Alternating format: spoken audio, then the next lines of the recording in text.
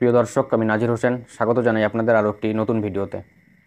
বন্ধুরা, বর্তমান ভারতীয় রাজনীতিতে যে গান্ধী পরিবারকে আমরা দেখতে পাই, তাদেরকে অনেকেই জাতির জনক মহাত্মা গান্ধীর বংশধর বলে মনে করে থাকে।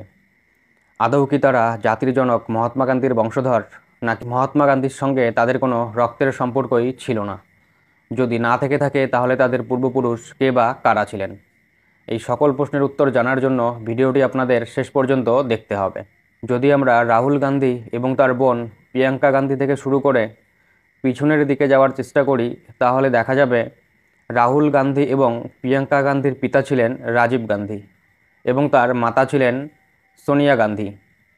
এখানে একটি বিষয় না বললেই নয় যে সোনিয়া গান্ধী কিন্তু জন্মসূত্রে ভারতীয় নন, তিনি বিবাহসূত্রে ভারতীয়। সোনিয়া গান্ধীর জন্মস্থান হলো ইটালি এবং তিনি সেখানেই বড় হয়েছিলেন। রাজীব গান্ধীর সাথে বিবাহের আগে তার নাম ছিল সোনিয়া মাইনো। বিবাহের পরে তিনি সোনিয়া গান্ধী নামে পরিচিত হন। রাজীব গান্ধী ভারতীয় জাতীয় কংগ্রেসের সঙ্গে যুক্ত ছিলেন। তার মাতার মৃত্যুর পর তিনি ভারতের ষষ্ঠ প্রধানমন্ত্রীর দায়িত্ব গ্রহণ করেছিলেন, কিন্তু একটি পাবলিক মিটিংয়ে তিনি গুপ্ত হত্যার শিকার হন এবং মৃত্যুবরণ করেন। রাজীব গান্ধীর পিতা ছিলেন ফিরোজ জাহাঙ্গীর গান্ধী এবং মাতা ছিলেন ইন্দিরা গান্ধী। ফিরোজ জাহাঙ্গীর গান্ধী এবং ইন্দিরা গান্ধীর পিতামাতা সম্পর্কে জানার আগে আমরা আবার 2024-এ ফিরে আসি। কারণ ভারতীয় জাতীয় কংগ্রেসের অন্যতম প্রধান বিরোধী দল ভারতীয় জনতা পার্টির টিকিটে নির্বাচিত সাংসদ এবং মন্ত্রী মেনকা গান্ধী এবং তার পুত্র বরুণ গান্ধীর সম্পর্কও এই গান্ধী পরিবারের সঙ্গে ওতপ্রোতভাবে জড়িত। যদিও 2024 লোকসভা নির্বাচনে বরুণ গান্ধী টিকিট পাননি। বরুণ গান্ধীর পিতা ছিলেন সঞ্জয় গান্ধী এবং মাতা মেনকা গান্ধী। সঞ্জয় গান্ধীর সঙ্গে বিবাহের পূর্বে মেনকা গান্ধীর নাম ছিল মেনকা আনন্দ। বিবাহের পর তিনি মেনকা গান্ধী নামে পরিচিত হন। সঞ্জয় গান্ধীও ভারতীয় জাতীয় কংগ্রেসের সঙ্গে যুক্ত ছিলেন, কিন্তু 1980 খ্রিস্টাব্দের 23শে জুন বিমান দুর্ঘটনায় সঞ্জয় গান্ধীর মৃত্যু হলে তার বিধবা স্ত্রী মেনকা গান্ধী সঞ্জয় বিচার মঞ্চ নামে একটি নতুন পার্টি তৈরি করেন।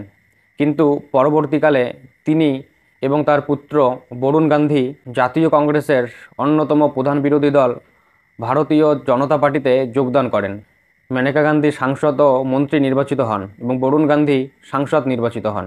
সঞ্জয় গান্ধী ও রাজীব গান্ধী ছিলেন দুই ভাই।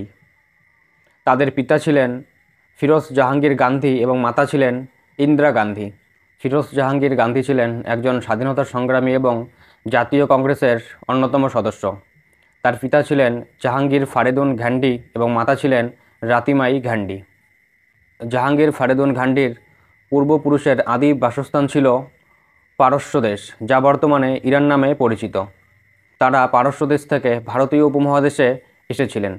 অনেকেই তাদেরকে মুসলিম বলে মনে করে থাকেন, কিন্তু আসলে তারা মুসলিম নন। তাদের ধর্ম ছিল জরাথুস্ট্রবাদ, যেই ধর্মের ধর্মগ্রন্থ জেন দাবেস্তা নামে পরিচিত।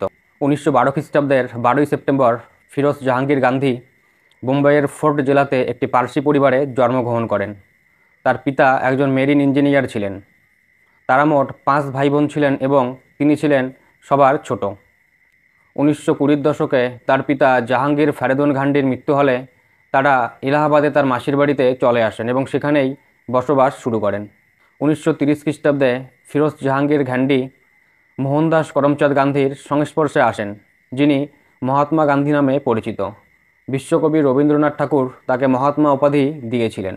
মহাত্মা গান্ধীর সংস্পর্শে এসে তার আদর্শে অনুপ্রাণিত হয়ে ফিরোজ জাহাঙ্গীর ঘান্ডি তার পদবি ঘান্ডি থেকে গান্ধী করেন এবং তখন থেকেই তিনি ফিরোজ জাহাঙ্গীর গান্ধী নামে পরিচিতি লাভ করেন। দেশ স্বাধীনের পর ফিরোজ জাহাঙ্গীর গান্ধী ভারতীয় জাতীয় কংগ্রেসের টিকিটে 2বার রায়বেরেলি লোকসভা কেন্দ্র থেকে সাংসদ নির্বাচিত হন। 1960 খ্রিস্টাব্দের 8ই সেপ্টেম্বর হৃদরোগে আক্রান্ত হয়ে তিনি মৃত্যুবরণ করেন। বর্তমান এলাহাবাদে অবস্থিত পার্সি কবরস্থানে তাকে সমাধিস্থ করা হয়েছে। প্রিয় দর্শক, স্বাধীন ভারতের প্রথম মহিলা প্রধানমন্ত্রী ইন্দিরা গান্ধীকে অনেকেই জাতির জনক মহাত্মা গান্ধীর কন্যা বলে মনে করে থাকে, কিন্তু মজার বিষয় হচ্ছে জাতির জনক মহাত্মা গান্ধীর কোনো কন্যা সন্তানই ছিলেন না। তাহলে ইন্দিরা গান্ধী কে ছিলেন? ইন্দিরা গান্ধী ছিলেন স্বাধীন ভারতের প্রথম প্রধানমন্ত্রী জওহরলাল নেহরুর কন্যা। তার মাতা ছিলেন কমলা নেহেরু।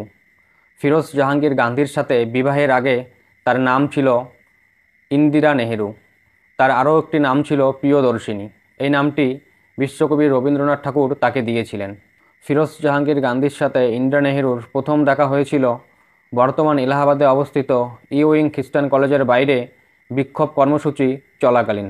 1933 খ্রিস্টাব্দে ফিরোজ জাহাঙ্গীর গান্ধী প্রথম ইন্দিরা নেহেরুকে বিবাহের প্রস্তাব দেন, কিন্তু ইন্দিরা নেহেরুর মাতা কমলা নেহেরু রাজি হননি, কারণ তখন ইন্দিরা নেহেরুর বয়স ছিল মাত্র 16 বছর।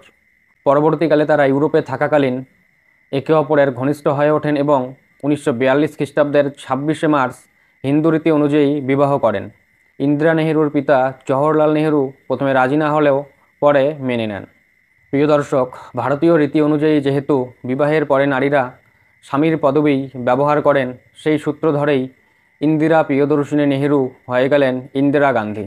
ইন্দিরা গান্ধী 1980 খ্রিস্টাব্দের 14ই জানুয়ারি স্বাধীন ভারতের প্রথম মহিলা প্রধানমন্ত্রী হিসেবে প্রধানমন্ত্রীর দায়িত্ব গ্রহণ করেন, কিন্তু 1984 খ্রিস্টাব্দের 31শে অক্টোবর তার দুই দেহরক্ষী বেয়ান্ত সিং ও সাতওয়ান্ত সিংয়ের গুলিতে মৃত্যুবরণ করেন।